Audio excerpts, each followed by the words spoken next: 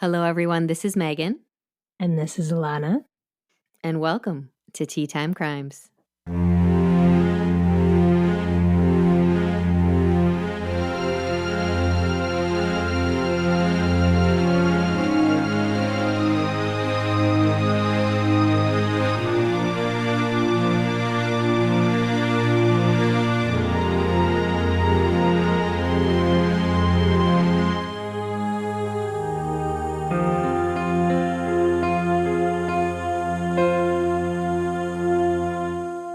Hello. We Hola. had technical difficulties, so we were recording at a different time. Whoa. And if you listened to last week, you might think it was my fault, but I left the room and it was still broken. So it was not my fault. And we had you set to get that up perfectly, actually. You did this. This is your fault. You set us up for it. I left the room for a long time and thought it will fix itself. And when it didn't, that's when we knew that the equipment was broken and we had to go get a new piece of equipment. And now we're here.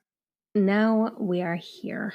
But I did want to say you gave me another show recommendation, Only Murders in the Building. Okay, but I'm not all the way done yet.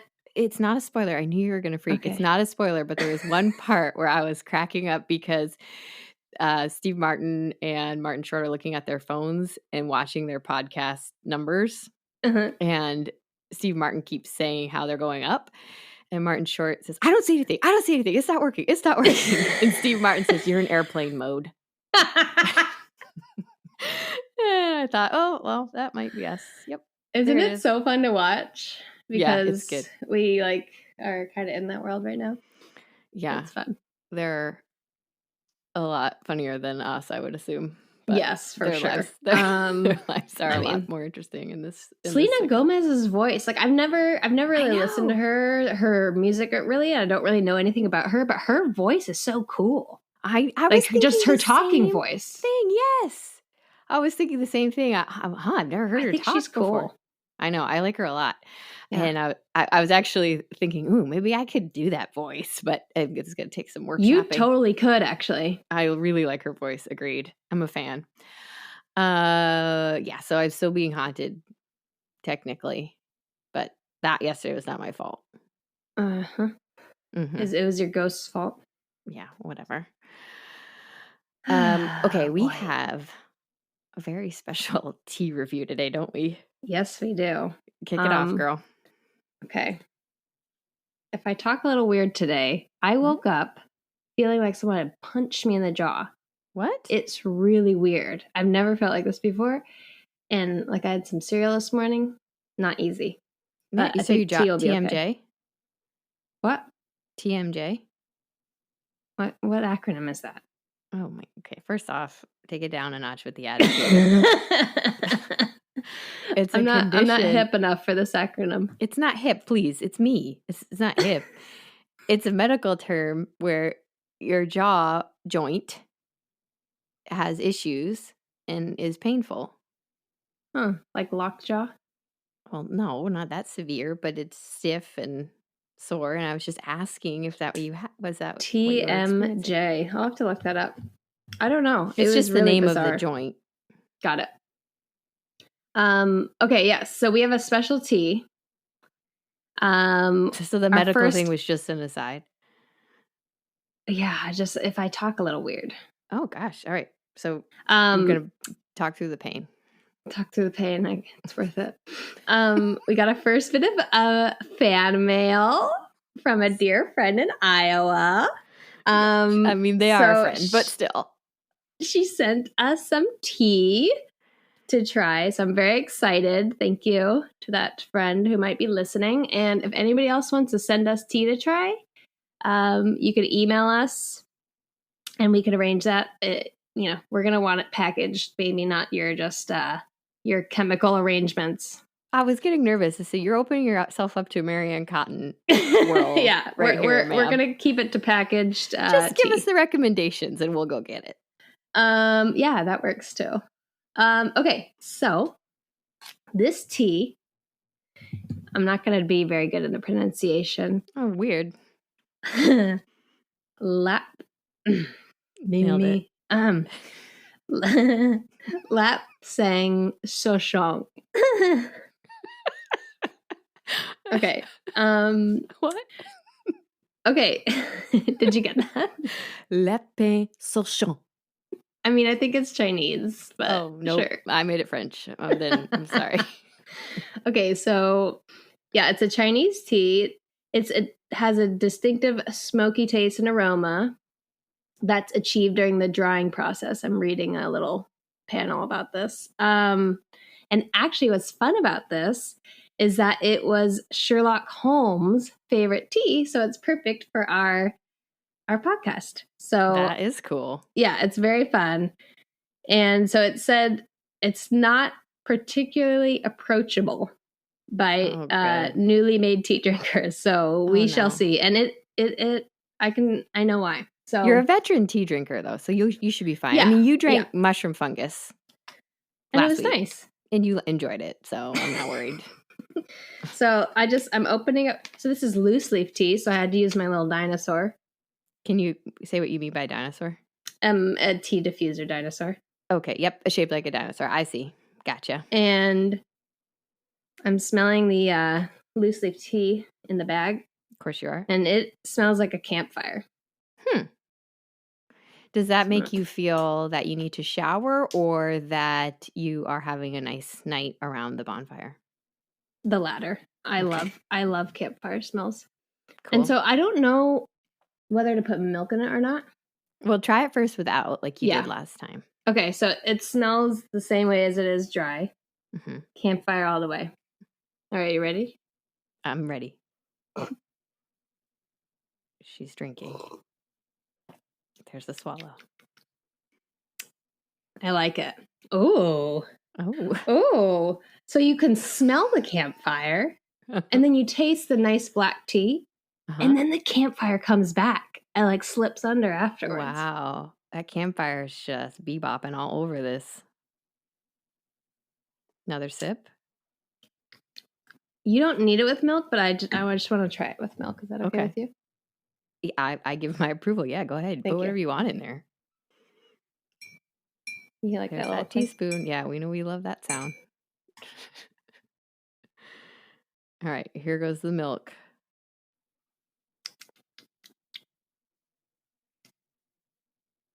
Well, better without the milk because the milk hides some of the flavor instead of enhancing it.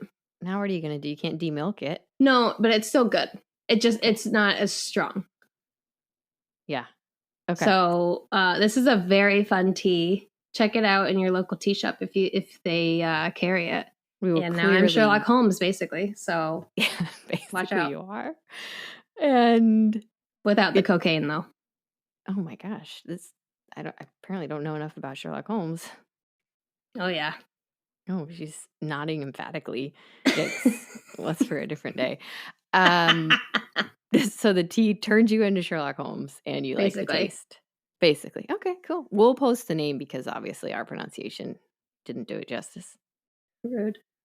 Well, I mean, mine didn't. I made it French, and I don't know what yours was. So nobody does. Oh, excuse me. Could we get a body count and a note? There's a full-bodied tea. Full-bodied? Yeah. Yeah. What about the notes? I mean, smoky. It's smoky, and then you could really taste the black tea, which is from the Fujian province of China in the Wuyi Mountains. A smoky, full-body tea today. Yeah, baby. Love it. Thanks, Iowa friend. All right, cool. Any other business, or should we get into the story for today? Let's do it. Okay, today we are going to talk about the unsolved disappearance of Joan Risch. So on October 24th of 1961, Joan Risch, who was a 31-year-old mother of two, disappeared from her home in Lincoln, Massachusetts. Joan and her family had recently moved to the neighborhood, and she'd made friends, especially with a woman across the street whose name is Barbara Barker. And the woman had 3 kids as well. So Joan and Barbara would often watch the other one's children if they needed to run an errand or needed a break or whatever. And Barbara's youngest son, Douglas, was the same age as Joan's daughter, Lillian. They were both 4. So at noon, the day of Joan's disappearance, Joan put her 2-year-old son, David, down for his nap, and then Lillian and Douglas played outside in the Risch's yard, and Joan was doing things around the house. Just before 2 o'clock, Joan brought Lillian and Douglas back over to Barbara's house and told her daughter that she'd be right back. At 3:45, Lillian was still at the Barkers' house, and Barbara needed to run an errand. So she walked Lillian back across the street to the driveway, watched her run in the house like she always does, and then Barbara got in the car, went to run her errand, and returned home at 4:15. When Lillian saw the car return, she left her house, crossed the busy road which her mother had told her to never do alone, and found Barbara. She said, "Mommy is gone, and the kitchen is covered in red paint." No. So Barbara immediately goes over to the Risch home. Yeah. She enters the door. It's usually unlocked during the day. And the kitchen is smeared in blood and in disarray. Where are the other 2 kids? Well, Lillian is over at the Barker house. Yeah. But Barbara can hear David crying. Oh, God. So think about what this woman is experiencing in this moment. Right? She's calling out to Joan. There's no answer. All she could think about was getting David. She just walked right on in. She didn't know if there was an attacker in there. She didn't know if Joan was dead. She didn't know if Joan was injured. She just walked right in and right to David, who was thankfully in his crib, unharmed, just, waiting for somebody to get him out of his crib. Oh, my God. So Barbara grabs David. Joan is not in the house. Barbara gets another neighbor, and the 2 of them search the yard. This is happening in a matter of minutes. They just want to, there has to be an explanation, right? Right. They're probably running around frantically. Yeah, this is happening quickly. And then at 4:30, Barbara calls the police, and the investigation of Joan's disappearance begins. Poor kids. I know. Now, for us to understand all the steps that the investigators went through, I want to take a step back and tell you about Joan. So she was born Joan Carolyn Bard on May 12th of 1930, and she was the only child of Harold and Josephine. The family started out in Brooklyn. They were in Chicago for a bit, and then they ended up in New Jersey. Now, when they started out, they were upper middle class, but Joan was born in 1930. Not a great decade. Yeah, exactly. Right around the time of the Depression. And Harold was in and out of employment just like a lot of people were at that time. Yeah, absolutely. So by the end of the 30s, the family was living in a modest apartment that was the 2nd and 3rd floor above an office. Okay. And on February 23rd of 1939, Joan had the day off for George Washington's birthday. She had the day off from school. And she went to her grandmother's in Brooklyn for a sleepover. Okay. So she's at her grandma's having a sleepover, and her parents are just home enjoying, a night home. It's February on the East Coast, so it's cold. It's particularly cold that night, and really late at night, or early in the morning, 1 a.m. in the morning, actually, one of the Bard's neighbors is walking home from the bus station, train station, just getting off from work. And it's particularly cold. He's walking fast, just wanting to get home, and he smells smoke. No. Once the Bard apartment comes into view, he realizes the smoke is coming from their windows. Oh. He wakes up the neighbors. Him and another man desperately try to get in, but the fire has progressed, and they're not able to. Jesus. Fire department comes, puts out the fire, and both of Joan's parents, as well as her dog, have died. No. Yeah. Joan's mother was found in the living room. She'd fallen asleep. Joan's father was found on the floor of their bedroom with the phone in his hand. Jeez. Now, investigators had some concerns that the fire was suspicious.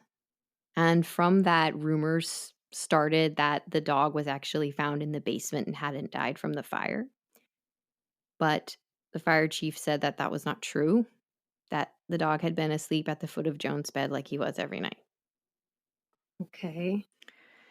So investigators were a little suspicious, but they couldn't find anything to substantiate the claims. And eventually the report read that it was due to a defective lamp cord. That's terrible. So Joan is only 8. No, she's an orphan. Mm-hmm. But she has a grandma. She has a grandma, but she actually goes to live with her mother's sister, her Aunt Alice. Oh, okay. Which would have been fine for Joan. Joan really liked Alice. Alice reminded her a lot of her mom. Mm-hmm. And Alice had 3 boys and would eventually have a 4th child, a girl. And Joan got along with her cousins. The problem was Alice's husband, Frank. He was described as difficult, demanding, domineering.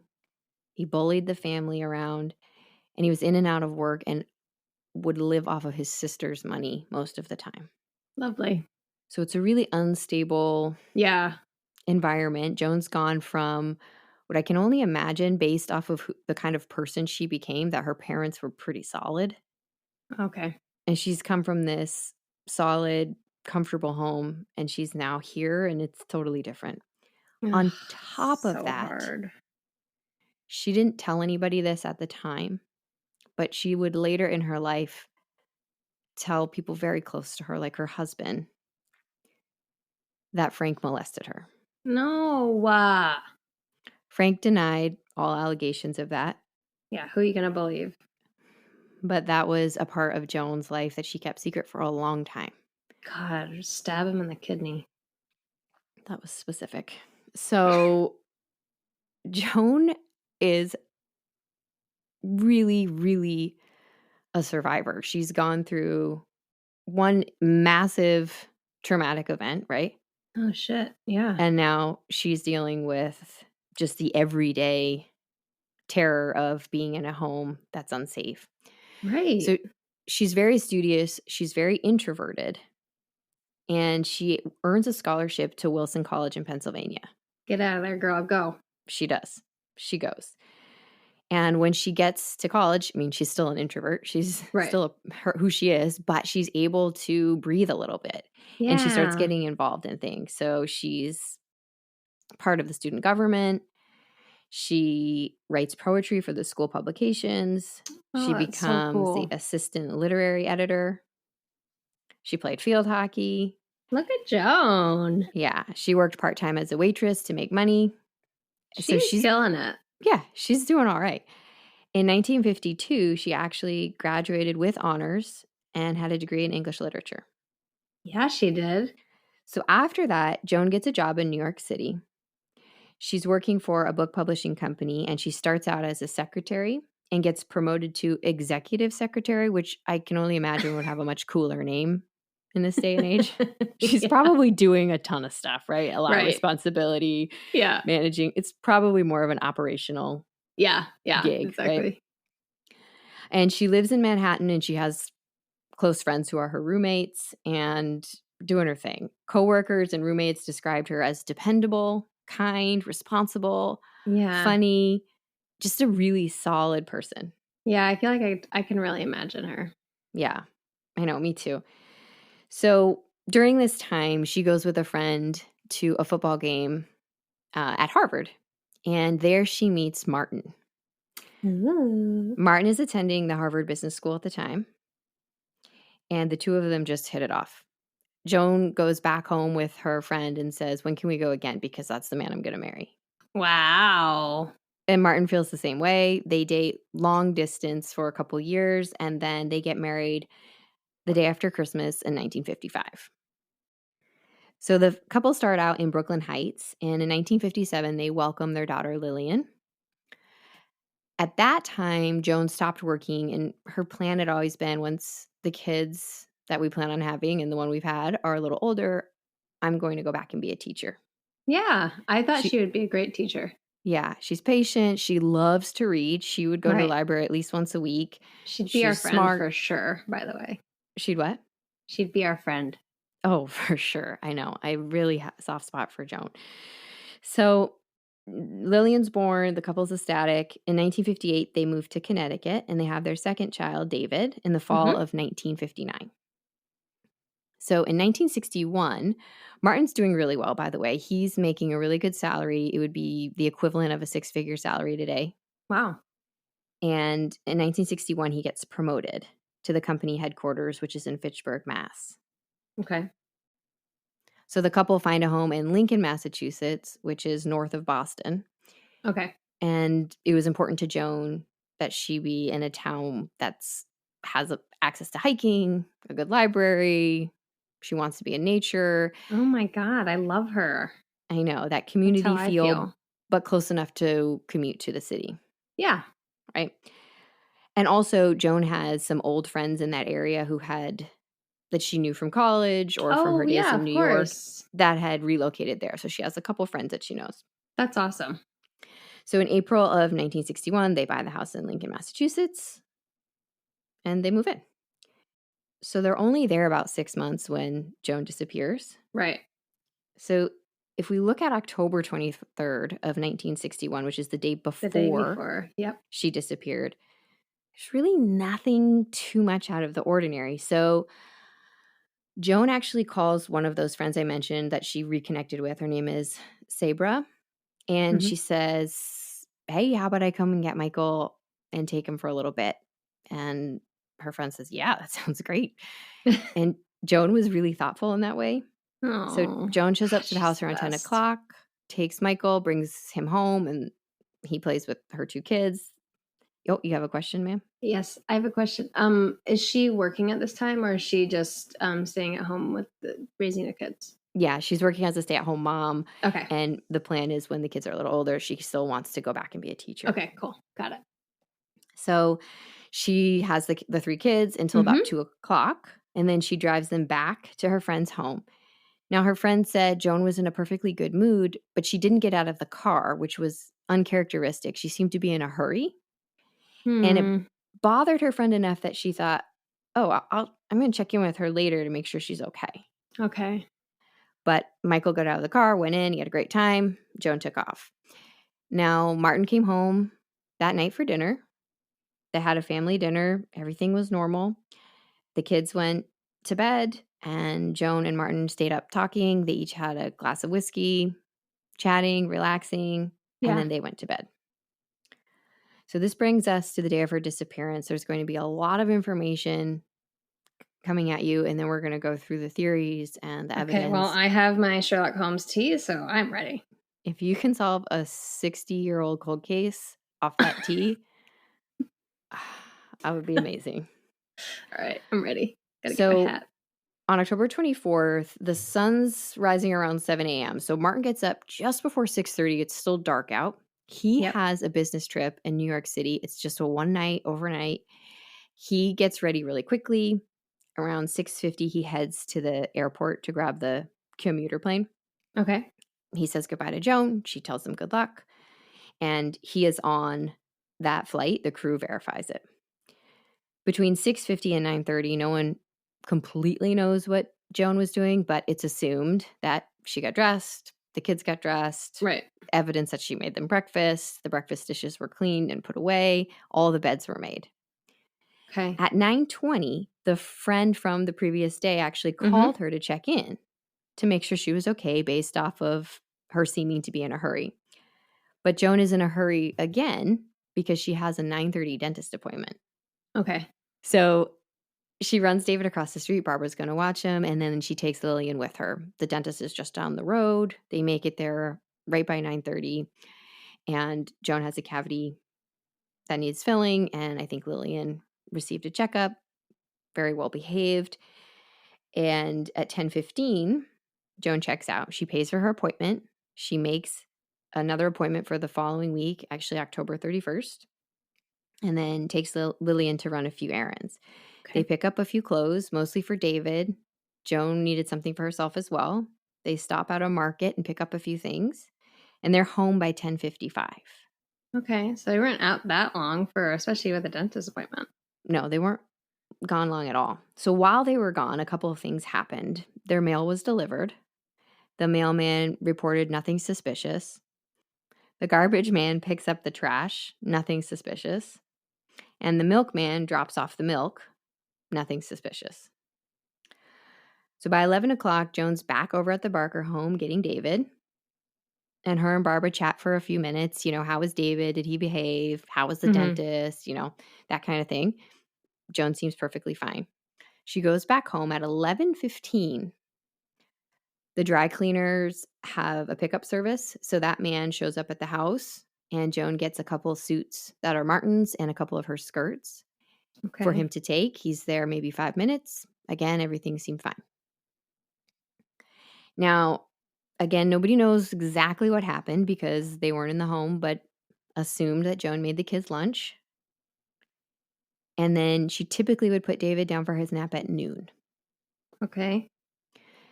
So around 1:20, Barbara sends Douglas over to play with Lillian.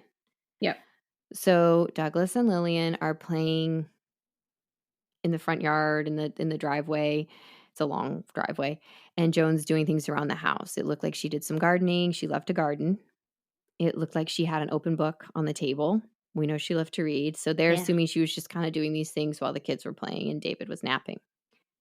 Now at 1:55, that's when she walks the children back over to Barbara's house. And she brings Lillian's tricycle. Okay.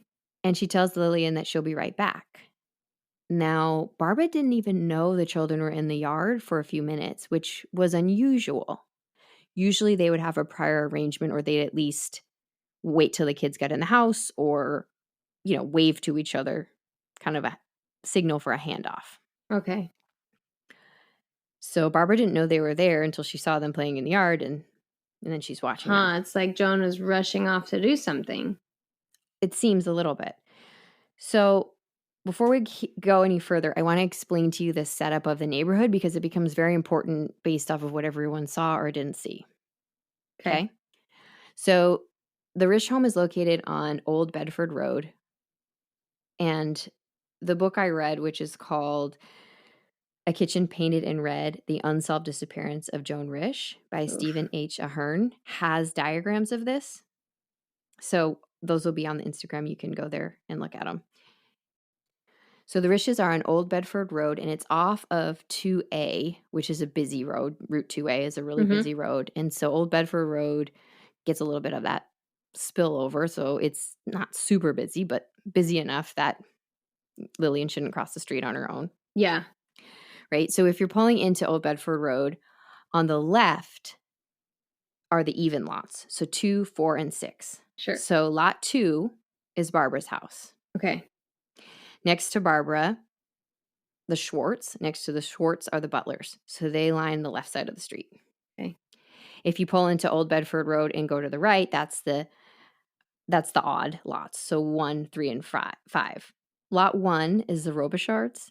Now, Mr. Robichard was home that day, but he was in the garage with a friend using a circular saw working on a project that he's not going to hear anything. He couldn't hear or see anything. There's no windows in his garage. Yeah. Okay. So he has no idea. And his road into his house's driveway, actually, he has the corner spot. So he actually goes out onto Route 2A rather than Old Bedford Road. Oh, okay. Because he's on the corner. Next to him, that's lot 3, that's the Risches. Got it. And next to Jones, that's the Keene home. And Mrs. Keene was actually homesick that day. Okay? So, however, you've got Barbara and you've got Mrs. Keene. There's still a lot of trees. It's not a really tight-knit suburb neighborhood that you might picture in your head today. So there's tons of trees around the property to give privacy. So Barbara, for instance, is 100 yards away. She's directly across from Joan, but she's still 100 yards away. Oh, wow. Okay. Yeah. And she can't even see the opening of the driveway. She only sees the top of the driveway and the house. Okay. So I need to rearrange my imagination there. Okay. And then Mrs. Keene on the other side, she can only see the left side of the house, which is mostly the garage because the garage is attached on the side.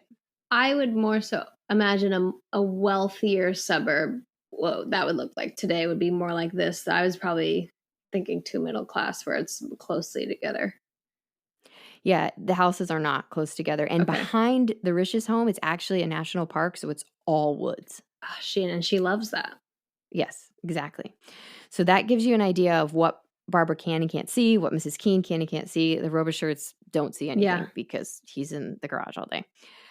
Okay, so at 2:15, Barbara sees Joan in the driveway. She's looking through her kitchen window. She can see Joan at the top of the driveway, and she's running along her car, which is parked halfway up the drive. And Barbara swears that she saw something red. She doesn't know if Joan was carrying something red or chasing something red, but she seemed to be moving quickly. Almost, she kind of described it as I imagine somebody zigzagging, as if they were chasing something. She had on her tan trench coat, which she often wore, and her arms were outstretched. And at the time, she, in her mind, thought that David was up from his nap and she was chasing David. Oh. And she even made a comment because the kids saw her staring. And she said, "Oh, I'm watching your mom do something." And Lillian said, "Oh, she's probably chasing David." Okay. Do we know what David was wearing that day? He was not wearing red. Okay. So at 3:30, remember the Keenes are next to the Risches. Yeah. Virginia Keene, a young girl, gets off the bus and she notices that there's a car in the Risch driveway that she's never seen before. And she noticed it because it was out of character. And I believe that because if I were getting off the bus and I would immediately know a car I'd never seen in the house across the street. Like, who is that? Like, what whose car is that? That's not our neighbor's car. Yes. And later on, the milkman who delivered the milk, remember I told you some stuff happened while Joan was out? That was actually a substitute. Her normal milkman was on vacation. So they wouldn't notice anything out of normal because he doesn't know what normal is. Well, nothing happened that day. The milkman, who was the normal route, on October 19th, said he saw a car that he'd never seen in the driveway. Was Joan having an affair? Hold up. So a few minutes later, so after Virginia gets off the bus, she goes home. A few minutes later, somebody passing through on Old Bedford Road has to stop because a car is pulling out of a driveway. Now, that woman didn't know the area as well, so she didn't know if it was from Virginia's house or from the Risch home, but Virginia and her mother swear up and down nobody was in their driveway and they were both home. So it's believed that she stopped to let whoever was leaving the Risch home pull out of the driveway. Okay. So at 3:45, that's when Lillian returns home.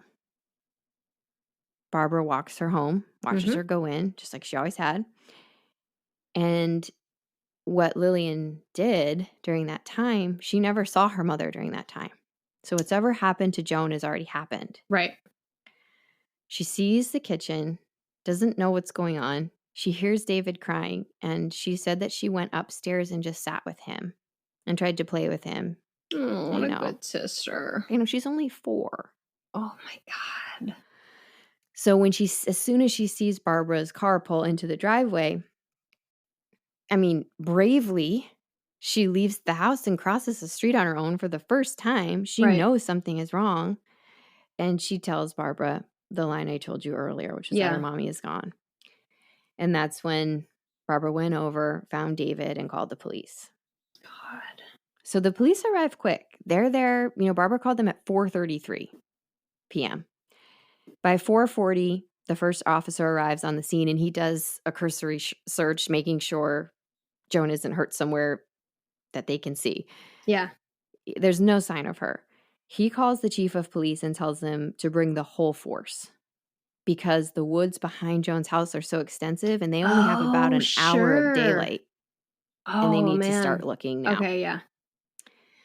So when that officer walked into the home, like I told you, just for Barbara, blood was smeared on the kitchen floor, mostly in the corner, in one of the corners to the middle of the wall where the phone was. So you have to imagine a landline that was mounted on the wall. It's mounted to the wall and it has the cord that has the receiver. That's where most of the blood was. It was also on the wall mount. It was also on the receiver. Did it look like a hand did it? It looked smeared. Okay. As though something had been dragged through it or somebody had tried to clean it up. Now, The wastebasket, which usually was under the kitchen sink, was in the middle of the room. And the phone receiver, so that part you would talk into, was in the wastebasket. It had been ripped from the wall mount. Right, because maybe she was trying to call the police. And they go over the contents of the trash can because they can't account for what's in it. But I promise you, if you read off the inventory of my trash can right now, I would not know what was in it either. No. So, but what was in it? 2 whiskey bottles. And Martin doesn't know, Joan's husband doesn't know where the second whiskey bottle came from. They had finished. I told you they had a drink the night before. They'd finished that bottle. He doesn't know where the second one came from. There were also 5 beer bottles that Martin doesn't know where those came from. And it's not like Joan has been acting drunk with Barbara didn't notice that. I read in the book later that Martin said it's possible that they had people over that weekend, and he thought he remembered that they brought beer. Okay. So that's a possibility. There's 3 coffee cans, a cider bottle, 4 applesauce jars, baby food jars, frozen juice cans, 3 paper cups, a peanut butter jar, a jam jar, a broken cup, a broken plastic coat hanger, an empty can of spaghetti. Really getting through stuff. Yeah. So that's in the middle of the floor with the phone receiver kind of balanced or hanging on top. Now, the wall mounting, as I said, had blood on it, and the receiver had blood on it. They also each had fingerprints that they could not identify on it. Give me a break. And they seemed to be in the blood. So, for instance, Martin and Joan's fingerprints are also obviously on the phone, but they're not in the blood. So, by the time the police got there, most of the blood had actually dried because it had been a while. There were also kids' clothes on the floor with blood on them, which Barbara later said were just the spare clothes that Joan had brought over with David when she dropped him off. So it's thought that, David didn't need them and she'd brought them back and probably just hung them over a chair or something in the kitchen. The table that was under the phone had been knocked over. It was on the floor, sideways on the floor and into the hallway.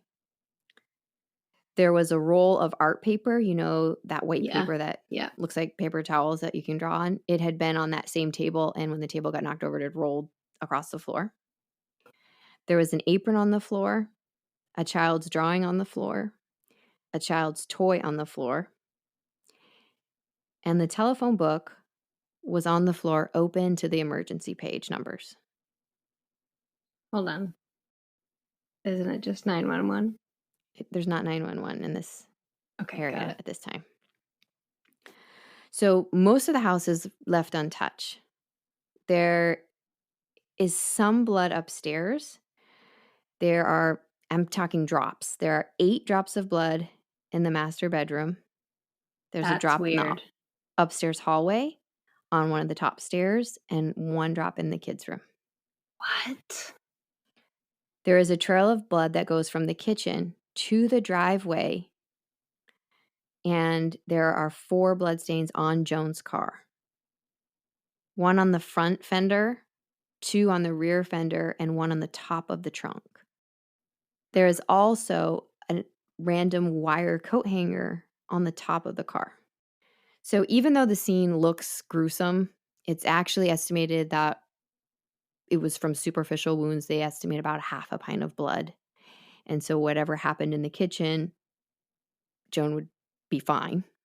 The blood in the kitchen, it's not DNA, but it is type O, which is Joan's blood type. So is this from an attack? Was Joan injured, right? They have all these theories start coming. So the investigation, in order for the investigation to kick off, there are 6 main things that the police are doing, and these are all happening at the same time. They're doing a victimology of Joan. They want to understand who she was, what are her routines, what are her habits, so they can try to piece together what might have happened. Mm-hmm. They look through the Risch's finances. They account for every single penny. They start the physical search. They search that night with lights. They search the wood behind the home. And then the next day, once the sun's up, they search 15 square miles of the Damn. woods looking for evidence. They even bring in helicopters. Wow. There's a reservoir a couple miles down the road. 100 divers search. Nothing. Jesus. This isn't all. I mean, this is happening over a week. Then they expand that search to different woods in the area, along highways, right? They look at possible criminals with similar MOs. They actually question over 700 sex offenders within 20 miles. Wow. Is her step uncle still alive? He is. Hmm. So they follow all leads and tips. They interview neighbors, the dentist, right? Everybody who she talked to. And they also talk to around 100 delivery men, tradesmen, salesmen, I can't believe anybody. how far they're going. And just to compare this to Tanya's story, where the police wouldn't even throw her husband a bone to look for stuff, you know? Yeah. What a difference. And the last piece is they're using the media trying to get, hey, if you heard anything, if you know anything. And so from that media coverage, some tips come through that I have to mention. Now, eyewitness testimony is notoriously unreliable. Yeah. But these are really interesting. So you'll remember that Joan was really last seen by Barbara at 2:15 in her driveway. Sure. In the tan coat. Maybe chasing something. Maybe chasing or holding something low to the ground. At 2:45, a woman traveling on Route 2A, which is the road that Joan's neighborhood empties out into, saw a woman in her early 30s walking west. Now, this is unusual because there's no sidewalks, there's nowhere to walk. This is a road that you wouldn't walk on. Yeah. This woman had no pocketbook. She was walking kind of aimlessly, really slowly. She was wearing a gray coat, had her hands in her pocket. And that's important because the police found the tan trench coat that Barbara saw Joan in at the house. But Joan's best charcoal wool coat is missing. And at the time of her disappearance, based off of what was missing from the house, Joan was thought to be wearing that jacket as well as blue sneakers, most likely a dress. She sometimes wore a white kerchief, which the woman said that this woman she saw was wearing, around her head. Yeah. Under her chin. She would have had her wedding ring, a watch, most likely a strand of pearls, and she never left the house without her pocketbook. However, the pocketbook is at the house. So this is very confusing because this is only 400 yards from the Risch home. Sure. At 2:45. Now, then there's two additional sightings. So that was at 2:45. Between 3:15 and 3:30, which is now 5 to 6 miles from Joan's home on Route 128, which is even busier than Route 2A, there's a woman dressed like the first sighting. So gray coat, kerchief, no purse. She's in the median. And she appeared dazed, walking slowly, kind of, again, hands in the pockets or maybe holding them close to her body. And that woman said blood was possibly running down her legs. I know what happened. Hold on. Okay. I know. Oh my gosh. Okay, hold on. Let me do the last sighting and then I want to hear this theory. However, this woman came forward 3 months after and she was going 50 miles an hour on the road as a passenger. So how much of it was she did see somebody, but then did she think it was Joan based off all the media coverage? Not intentionally, of course. Sure. I'm just saying this is what happens. And then on that same road, so that really busy Route 128 at 4:30, so the first one was around 3:15, 3:30, that same woman is seen. She's now crossed from the median to the other side, and she's walking the other way. That man says that her legs are covered in mud. So what is your theory currently? We still have a lot of evidence, but what is your theory? I don't want to say it lightly. I think she was either having an affair or got raped, and she gave herself a bad abortion. And then she was so upset, she just walked off into the distance and maybe got hit by a car and died. So a botched abortion is one of the theories. Okay. I'll get to it soon. So the police are looking into the tips, right? At the same time, they're calling all the hospitals. No sign of Joan, no sign of a Jane Doe. They bring in a police dog. Her name is Sadie. And Sadie. I know. Sadie can't pick up the scent of Joan past the driveway. That's crazy, especially if she was bleeding. Well, they assume Right. she got in a car. Oh. So, with the exception of Sadie going to the Barkers 3 different times, which is exactly what Joan did that day, she went over and back, over and back, over and back. Sadie stops at the driveway. She can't pick up a scent of Joan past there. Now, like I said, they're searching the woods, doing all that. But the car's there. Well, it's not there anymore. It's not there anymore. Like that car, that unknown car had pulled out. Right. That woman let it out and taken off. They assume Joan was in it. Yeah. Oh. So it takes a while to get a hold of Martin. It actually takes 6 hours. I mean, there aren't cell phones. He typically stays at a certain hotel in New York City, but there was a mistake and it was booked and he had to stay somewhere else. Oh, man. And it took forever to find him. The second they found him, he got on a plane and came home and went right to the police station. He was cleared pretty quickly. His alibi checked out. So many people saw him in New York, flight crews, meetings. I mean, he also, on top of that, seemed genuinely distraught. And he continued to push the investigation through the years. Mm. They even looked into Martin's coworkers. Nothing there. Like I said, they looked at his finances. They're not under any financial stress. He makes a good salary. No sign of affairs. Zero. They checked telephone records. On his Obviously, side? On his side, yeah. No sign of affair. You would see expenses for dinners and things like that. Nothing. Of course. He passed 2 polygraph tests, and when he arrived at the police station, they tested his hands for blood, and they were negative. Martin actually stayed in that house until he was forced to move in the late 70s because the national park expanded, and he had to sell his land to the government. I was wondering what would happen to that house. He moved about a mile away, and he made sure to keep the same telephone number, and he never remarried. Because he's hoping she's going to return. Yeah. God.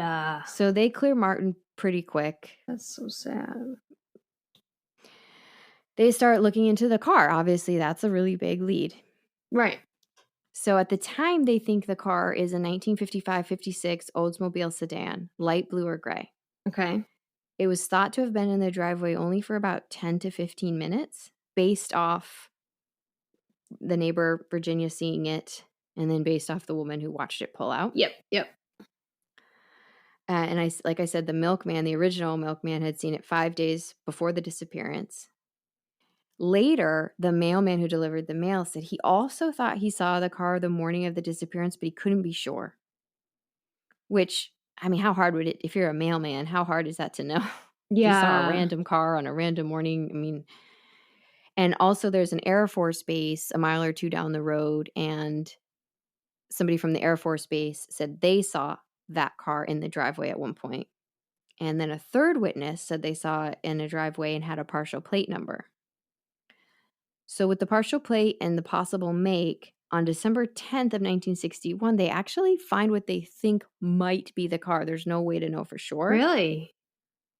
That car had been stolen and found later and returned to a man in Medford, Massachusetts, who was completely cleared. His car was just stolen. Okay. And there was no blood in the car? They could not find anything. They don't know who took it. They couldn't find anything in the car. No fingerprints? That's nuts. So maybe it wasn't the right car. You know, it's hard to tell because they just had that. Maybe it was a coincidence. They don't have everything to go off of. Right. So if we get into the theories, there's a lot of theories around this. People have been talking about it for a long time. Sure. The first theory is that Joan left on purpose and staged this, which I don't buy into. I don't believe. So the author spoke to FBI profiler Mark Safaric, and he agrees that this theory seems incredibly unlikely. Now, this theory mostly stems from the fact that Joan had checked out 24 books from the library in the 6 months she was there. And a lot of them were about disappearing, which I shudder to think if somebody checks my search history, right, it would not coincide with my plans for my life. That's a lot. Maybe she was writing a book. 8 of them had nothing to do. Some of them were biographies, some of them were travel books, and Martin confirmed that that's just the kind of books Joan likes. She likes psychological thrillers, mystery. Oh, okay. It's not like a how-to guide. Exactly, and that's what the profiler says. He said, these books, yeah, some of the people disappear in them, but they're not telling Joan how to get a new social security number and an ID and disappear into the night. They're thrillers. They're just thrillers. They're not giving her any practical information that she could actually use. On top of that, there is no finance trail that could lead to Joan paying for anything or squirreling away money. Every penny was accounted for. Telephone records, no phone calls made that would show she'd have to be making arrangements. Sure. Nothing. Zero evidence of her having an affair. Except for that car that was there twice that we know of. But she wasn't there when the car was there. Previously.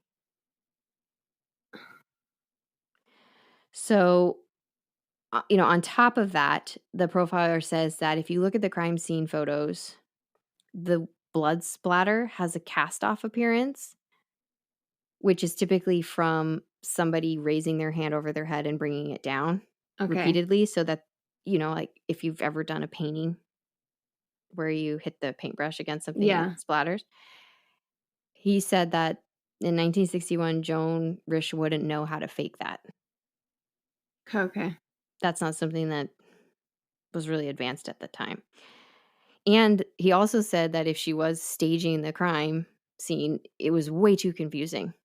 Why was the trash can in the middle of the floor? Why was the phone receiver in the trash can? It would have made more sense just to leave the phone off the hook. Yeah. He said it didn't make sense. And the reason I believe all those things, but also on top of that, there's no way Joan would do that to her kids after what she went through. Yeah. There's no way. She and friends testified to this, that she was really particular about making sure her kids had a good childhood because she was so sensitive to how her childhood was. Right. There's no way. The second theory is the botched abortion. Now, that's what people like this because it explains a lot, but I liked it more until I read the book, and it's not, I don't believe it now. So in 1961, abortion is illegal. Mm-hmm. And on average, 200 women died each year from abortions that were done incorrectly. That we know about. Keep in mind the mortality rate for Black and Latina women, 12 times higher than white women. Yeah, I'm sure. And thousands suffer permanent injury or illness from illegal abortions. So it's a real risk. Nobody thought Joan was pregnant. Her husband, her friends, nobody thought she was pregnant. There were no signs of it. They also don't believe that having a third child would be upsetting to Joan. Unless it wasn't his. They said zero evidence of an affair. Barbara Barker backed it up. She said, right, she would have seen she's home all day. Every minute of Joan's life, and there's never been anybody I don't know over there. But people who latch onto this theory like it because it explains the blood in the kitchen. They think the procedure happened in the kitchen. It didn't go well. Joan tries to call for help, and the person who performed the procedure freaks out, attacks her. Oh, I didn't even think it'd be somebody else. Attacks her, and Joan is either taken away and doesn't recover or is unconscious. And there's also that there's the random coat hanger on top of the car. Right. Was there blood on it? No. There's no blood? Not on the coat hanger. Yeah, so that clearly wasn't used. Here's my problem with it. I do not believe that Joan would allow that to happen in her house when David would have been up from nap. Would he have been? Yes, because it would have happened after 2:15. Right. that seems really unlikely to me. And because Joan is a wealthy white woman, she could have still had an abortion in an office. She could have paid Right. to have it done by somebody. So on top of that, Martin says there's no way that she would have opted for this, knowing his wife. But what about the person who saw blood dripping down her legs? So the sightings are really confusing. So I think that it seems unlikely that those women are all the same women, unless the woman from Route 2A got a ride over to 128. And there was a mental hospital, I believe, down the road. It seems more likely that maybe it was a patient, and there's also a hospital down the road, maybe a patient from the hospital. But it is really, really suspicious. The coat was missing. That the coat, I know. But again, eyewitness testimony is not 100%. Yeah, not as reliable. So I don't know. But again, even if Joan, so let's say that somebody had come over to do the procedure, why in the world would that person have dropped Joan off a few miles from her house? Right? That doesn't make sense. So I don't believe that those sightings necessarily are Joan, but who knows? So another theory is that it was an accident, just a freak accident. Maybe she was pregnant and didn't know it herself and had a miscarriage. Oh, yeah. Maybe she fell, maybe climbing up to get something on a high shelf, fell, hit her head. But then why wouldn't she just get Barbara? Right, and the splatter. And why is the room destroyed, basically, like all over the place? Well, the thought on that is she fell and then she started to get woozy and would have reached for something and knocked it over, fainted, maybe come to, and then attempted to clean it up by pulling the wastebasket in the middle of the floor and starting to clean up a little bit. But where is she? She would have had to have had amnesia. Yeah. And it's certainly possible. Doctors say it's possible. But how can she have gone? Her picture was everywhere. How could somebody have not seen her and thought, this woman doesn't know who she is, and there's a woman missing who fits her description at some point? I think she probably died quick after that. And police thought, they entertained this as well. They even put out for any kind of job they thought Joan might need to get that she'd ever had before. So librarian, a waitress. They went all out. Anything close to where they lived. Hey, if this woman's looking for a job that fits this description, let us know. And then the last theory is that she was attacked. Yeah. Now, the FBI profiler says that this is the most likely explanation, that she was attacked and then removed in the attacker's car, and more than likely killed at a different location. But why? So if that's the case, then it would have had to have been one of the following, right? It would have had to have been somebody Joan knows really well who just walked right in the house and Joan wasn't on guard, or somebody she knows well enough to say maybe they asked to use the bathroom or asked to use the phone, and she said, yeah, come on in, because she knows them from somewhere else. But they looked into every salesman, contractor, delivery man, everybody, and they couldn't find anybody to match the print on the phone. Lillian and Douglas on Barbara's lawn, would they be able to see anybody coming through? So they had gone into the house at that point. Oh, right. And then the third one is that it was a total stranger. It's possible that those sightings of the car were a stranger stalking Joan, casing the house. But nothing was stolen? Nothing was taken except for Joan. Now, another random theory, just adding it because trying to get as much information in as possible. Remember, there's an Air Force base. That summer, so it's fall of 1961, that summer there was this huge scandal because people from the Air Force base were walking to a high school girl's home during the day that was in the vicinity, not one of the houses that I mentioned, but in the vicinity of Joan's home. And they were walking to the house during the day while her mother was gone and getting sexual favors. No. Gross. So they put a lot of investigative power into the Air Force Base, actually, and fingerprinted tons of people. No match. Because they thought, well, maybe somebody went to the wrong house and... Gross. Castration. Yikes. But again, no fingerprints match, right? So the abduction scenarios, if you look at them, there's another piece of the puzzle that I find really... it shouldn't be ignored. So remember, Joan had allegations that she was molested by her uncle. She had never told Alice that because she didn't want to risk losing Alice, more than likely, because she'd already lost her mother. So Alice and Frank actually separated in 1959 when their youngest daughter was 12. Alice moved to the West Coast where two of her sons were, and Frank stayed in New York with one of the sons he was close to. By 1961, Frank really wanted Alice to come home, and Alice was thinking about it. And Joan decided to write Alice a letter and tell her what had happened, even though it scared the crap out of her because she wanted Evelyn to be safe. Oh, so my Joan God. wrote Alice a letter, and Alice received it. She says that she received it, and she said that she burned it because she didn't want anyone else to see it. But on October 3rd, the police have a letter that Joan wrote to Alice apologizing for revealing that information in a letter at the house because Evelyn saw it. And that was, she felt bad that Evelyn had seen it. That was 3 weeks before Joan disappeared. Frank did it. Well, Frank has a complete alibi.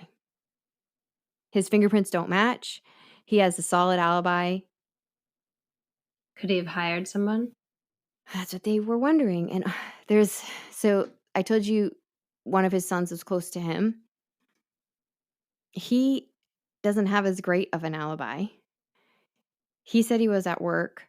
The boss said, I can't really remember if he was at work, to be honest. But the son's fingerprints don't match either. And I mean, there is a possible theory that the son went there with somebody because the son spent some time in and out of prison. And maybe he had a friend who had a violent history, and it's possible that they went there to talk to Joan, and maybe something happened. Or they were taking Joan away to go talk about it. Now, the stranger theory is a possibility, but what's so odd is that typically when a stranger enters the home, they would typically find Joan either injured in the home or dead. Yeah. It's unusual that she would just be taken from the house in the middle of the day. So those are the main theories. Now, what I find really odd is the phone book being open to the emergency numbers page. So if Joan was instantly attacked by somebody who came in the home... she's not going to be able to find the letter E. Yeah, she's not going to stop and look up the phone book. So that makes me think that it was somebody she knew or trusted enough. Maybe they even came to her and said they needed help. And Joan opened, maybe they had car trouble. Maybe they said their car broke down. Maybe they said they needed help. And she opens it to the emergency numbers, picks up the phone. And the phone was in the corner, so her back most likely would have been turned to make the phone call. And they struck her over the head because there was blood on the receiver and the wall mount. And then Joan either fell down and ripped it out or the person ripped it out. But what's confusing is that the attempt to clean up. And also, I find it odd that Joan took her coat. If you are a stranger and you're tricking somebody and then attacking them, why do you let them get their coat? No. Doesn't that seem weird? Why would she have her coat on? Right, exactly. The only thing I could think of is if maybe her hands were bound, they put the coat over it to hide it so nobody would see. Maybe. But also there's blood upstairs. It's also really strange that David wouldn't have been out of his crib. So Barbara said that Joan was pretty routine about his nap. It was 12 to 2. And if he slept longer than that, I mean, if you have a young kid, it's not good. So she was pretty routine about waking him up after 2 hours. And they thought that she probably brought Lillian over to go back and just wake David up, and then had plans to run back and get Lillian. Got it. So if she did wake David up at 2, and that was David that Barbara saw in the driveway that she was chasing, that person would have come into the house pretty quickly after that. Maybe they put David back in the crib. David was still in his nap clothes. Uh-huh. And his diaper was wet. But if you think about it, if that person came, if that person came to the house at 2:30 or something, I mean, he wasn't found by Barbara for 2 hours later. It's still a really long time. Even if Joan had taken him out, changed his diaper, it's still a really long time for him to have been in the crib. But there's blood upstairs, so maybe the attacker let Joan put David back upstairs in the crib. It's also possible it was such a small amount of blood, I wonder if the attacker had blood on him. Right, yeah. But it seems unusual that David would just be left in the crib from noon to, whenever we think that whatever happened. But again, we don't know for sure that he went to sleep at noon. Maybe he was grumpy and didn't go to sleep till 1. But when Barbara saw her chasing something, she said she saw red. She saw red, and David was not wearing red. Right. Yeah. Hey. Maybe he had a toy. Think about it. If I had to recount something I saw yesterday. Oh, good luck. Yeah. Or a car I saw. It's very unlikely that I would be able to know exactly what had happened. Yeah. Those. If you have to explain that the phone book was open and it was around the phone, that says to me that Joan was making a call. And even if, I think even if the botched abortion theory, I don't think, why wouldn't she just wait till they leave to make the call? It doesn't make sense to me. Because I think Joan was the one making the phone call, because that's where the attack seemed to happen. And the fingerprints are on the phone, probably because it's a wall mount. You probably touched the wall mount to hang up the phone. Yeah. And then you rip the receiver out of Joan's hand. So those are your fingerprints. What are you thinking? Oh, man. I don't know.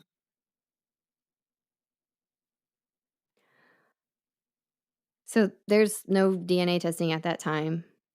So they don't have any DNA of the scene. Did they save the blood?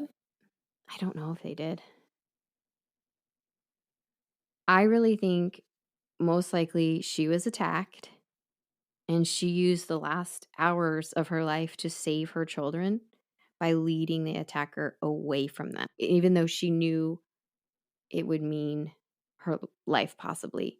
Because Martin said, I do know that she would be fierce in the defense of the children. So I'm wondering if Joan just convinced them to take her. Hey, let's go. I'll go with you. Let's get out of here, just to get him away from David. But why? Who would be taking her?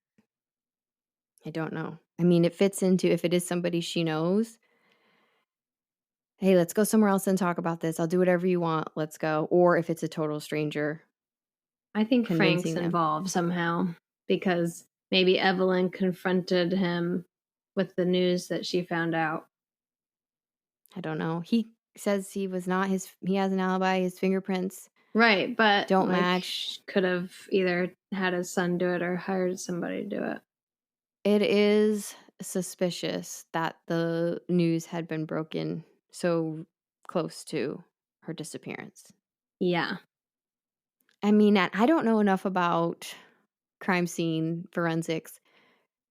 Is it possible if her attacker was also typo that some of the blood could be from the attacker if it was just typed? I think so. 'Cause I don't 100% believe that Joan wouldn't fight back herself. Yeah. But I don't know, if she got hit over the head and immediately passed out, there's Right. very little she can do. But she did grab her coat. I know, isn't that weird? And there's little droplets of blood everywhere. And it wasn't it was the coat. It was the heavy wool coat. And it was fall. Yeah, but she had previously been wearing the tan coat. Right. So you have to think that one was, maybe they're hanging on the same hook and the attacker just grabbed one. I think it could have been hiding. Maybe if she had injuries on her person, maybe it was to hide that. Yeah. Because we don't know where. They think that she probably got hit in the head somewhere, but they don't know. And then are those sightings her or not? Right. Was it just two terrible incidences that came together? She was attacked, escaped. She's walking dazed and confused trying to get home. And then, like you said, it was a hit and run. I don't know. God. But Martin has passed away. If Joan were alive today, she'd be over 90. Okay. At the time of her disappearance, she was 5'7", brown hair, blue eyes, Caucasian, slight build, about 115 pounds. Geez, she's tiny for that height.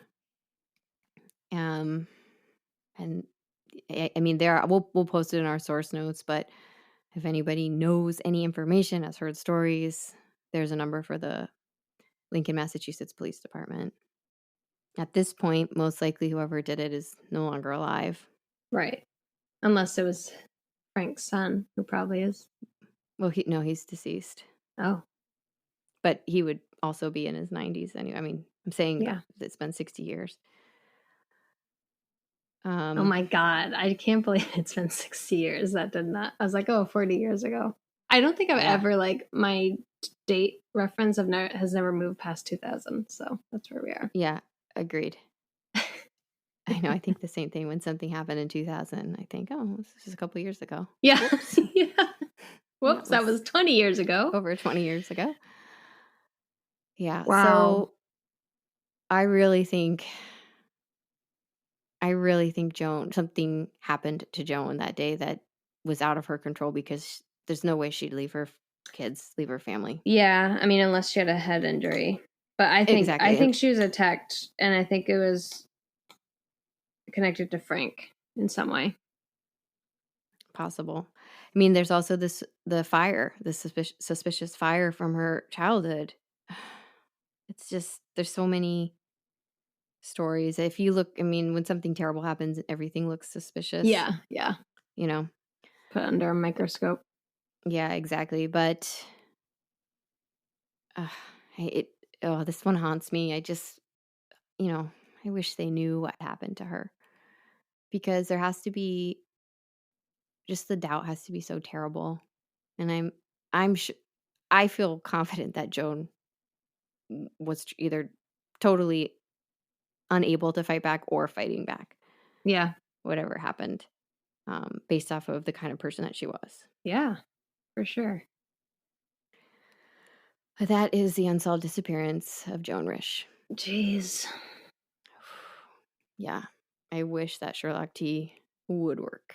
Yeah, no kidding. It's the right sleuthy tea. Yeah. Whew. So that's a heavy case. I guess to switch gears, do you have last words? Oh man, I don't know. After that, I'm kind of just... your brain's buzzing. Yeah. Here, I can lighten up the mood with a story that happened to me the other day. It's my dream come true. Are you ready? Oh boy. So my 4-year-old has decided that he likes the Golden Girls. Oh, which is amazing. You're so happy. You are so happy. And he's watching it, and he's saying just amazing things. He's saying, B. Arthur's talking, who's amazing, and he says, I really like Dorothy, but Sophia's my funny girl. What? And then at one point, Dorothy, Blanche, and Rose are in evening gowns are at a dance, and it's 80s. Dorothy and Blanche are in sequined gowns, and he says, "Ooh, those are different colors, but they both have sprinkles." I say, "Yeah, they do." He said, "Ooh," and then Rose appears, and she's in a pink chiffon dress, and he says, "Oh, no sprinkles, but still beautiful." Stop. That's the best thing ever. Brad hates it. I love it. That's amazing. I love his commentary. Oh, it's really good. He's mystified by B. Arthur. How come her voice so deep? Well, her voice so deep. I said, "Just is." I really like it. Cool, dude. Me too. Anyway, all right. Do you have amazing. words of wisdom? I'd say if you're ever feeling down, just write 3 things you're grateful for. Oh my gosh, that was literally on the Golden Girls episode that I was referring to. That's really weird. Blanche says that to Dorothy. Dorothy's feeling down, and she says, "Just think about 3 things that you like. Like, I'm Blanche Devereaux. I'm beautiful. Men find me desirable." And she was going through the list. That's amazing. That's amazing. You set it All up, right. knocked it out of the park. Any Golden Girls fans will know. Yeah, that's a good one. All right. How's the tea? How'd it hold up? Great. It is very good.